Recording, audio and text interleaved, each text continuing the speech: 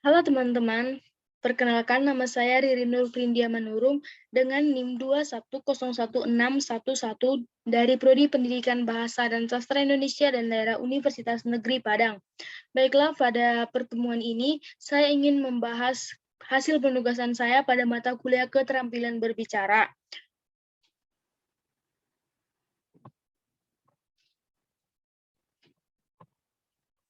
Adapun topik yang akan saya bahas pada pertemuan ini yaitu keterampilan berbicara dalam bentuk diskusi. Baiklah, yang pertama, pengertian diskusi. Apa itu diskusi? Secara umum, pengertian diskusi adalah suatu proses yang melibatkan dua individu atau lebih, berintegrasi secara verbal dan saling berhadapan, saling tukar informasi, saling mempertahankan pendapat dalam memecahkan sebuah masalah tertentu. Sedangkan dalam kamus ilmiah populer, diskusi diartikan sebagai pembahasan bersama tentang suatu masalah, tukar pikiran, membahas tentang suatu hal. Yang selanjutnya, langkah-langkah berdiskusi. Dalam berdiskusi, langkah-langkah yang harus kita lewati yaitu langkah persiapan, pelaksanaan diskusi, dan menutup diskusi. Adapun yang pertama, langkah persiapan. Agar penggunaan diskusi berhasil dengan efektif, maka perlu dilakukan langkah-langkah sebagai berikut. Yang pertama, merumuskan tujuan yang akan dicapai, baik tujuan yang bersifat umum maupun tujuan secara khusus. Yang selanjutnya, menentukan jenis diskusi yang dapat dilaksanakan sesuai dengan tujuan yang ingin dicapai. Yang selanjutnya, menetapkan masalah yang akan dibahas dalam diskusi. Dan yang selanjutnya, mempersiapkan segala sesuatu yang berhubungan dengan teknis pelaksanaan diskusi. Dan tahap yang kedua yaitu pelaksanaan diskusi. Beberapa hal yang perlu diperhatikan dalam pelaksanaan diskusi ini adalah yang pertama, memeriksa segala persiapan yang dianggap dapat memengaruhi kelancaran diskusi. Yang selanjutnya, memberikan pengarahan sebelum dilaksanakan diskusi. Yang selanjutnya, melaksanakan diskusi sesuai dengan aturan main yang telah ditetapkan.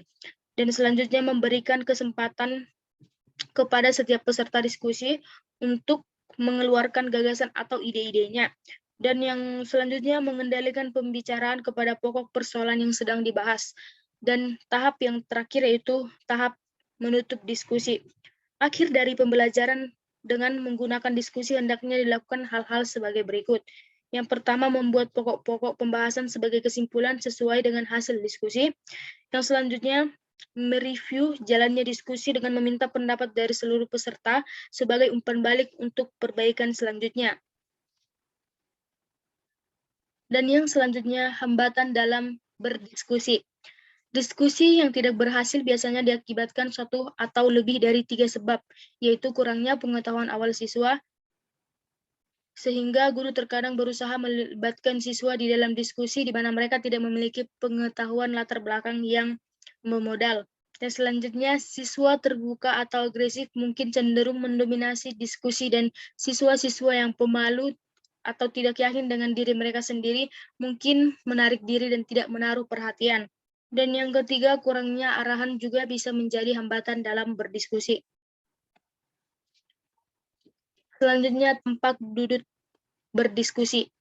Pola tempat duduk segi 4 sangat cocok untuk tipe pembelajaran diskusi kelompok atau kerja kelompok. Karena dalam mode tempat duduk segi 4 ini dapat memudahkan siswa untuk saling berkomunikasi atau berinteraksi sehingga memudahkan siswa untuk bekerja sama dan dapat memunculkan kemampuan berkolaborasi siswa. Yang selanjutnya, manfaat berdiskusi. Diskusi lebih banyak melatih siswa berpikir secara logis. Yang selanjutnya, melalui berdiskusi, argumentasi yang dikemukakan mendapat penilaian dari anggota yang lain, sehingga hal ini dapat meningkatkan kemampuan berpikir dalam memecahkan suatu masalah. Yang selanjutnya, umpan balik dapat diterima secara langsung, sehingga hal ini dapat memperbaiki cara berbicara, baik yang menyangkut faktor kebahasaan maupun faktor non-kebahasaan. Yang selanjutnya, peserta yang pasif dapat dirangsang secara aktif berbicara oleh moderator atau peserta yang lain. Yang selanjutnya, peserta diskusi turut memberikan saran, turut mempertimbangkan gagasan yang berbeda-beda, dan turut merumuskan persetujuan bersama tanpa nafsu untuk menang sendiri. Yang selanjutnya unsur-unsur diskusi. Unsur diskusi dibagi menjadi 3, yaitu unsur manusia seperti moderator atau pemimpin diskusi, penyaji atau narasumber, pembicara, nutulis, dan peserta diskusi.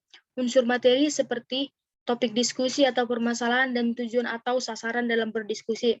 Dan unsur fasilitas seperti ruangan atau tempat, perlengkapan seperti meja, kursi, papan tulis, dan kertas, dan lain-lainnya. Dan yang selanjutnya, jenis-jenis diskusi. Jenis yang pertama, diskusi kelompok. Diskusi kelompok yaitu bentuk diskusi yang saling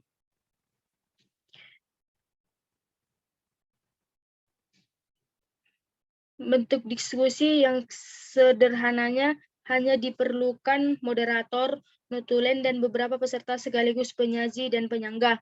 Yang kedua, seminar, yaitu bentuk diskusi formal yang dilakukan untuk menemukan kesepakatan pandangan atau langkah dalam menghadapi suatu masalah.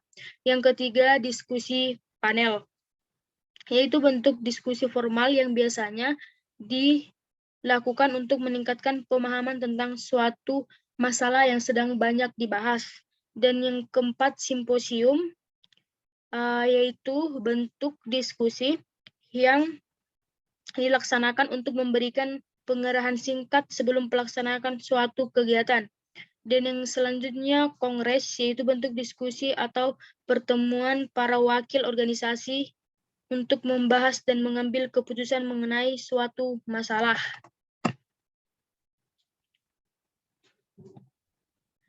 Yang selanjutnya, praktik berdiskusi. Dalam praktik berdiskusi dilakukan mulai dari pembukaan diskusi, pemeliharaan diskusi, dan penutupan diskusi. Adapun dalam pembukaan diskusi, hal-hal yang akan kita perhatikan dalam pembukaan diskusi ini yaitu yang pertama, membuat outline singkat situasi yang akan didiskusikan. Selanjutnya, mengeluarkan sebuah pendapat atau pertanyaan yang sifatnya dapat merangsang pikiran peserta. Yang selanjutnya, senantiasa memberikan pertanyaan-pertanyaan pada poin-poin penting yang ada hubungannya dengan masalah yang bersangkutan. Dan pada tahap ini, kita boleh memberikan ilustrasi atau demonstrasi yang dapat menarik perhatian peserta. Adapun tahap selanjutnya, tahap pemeliharaan diskusi.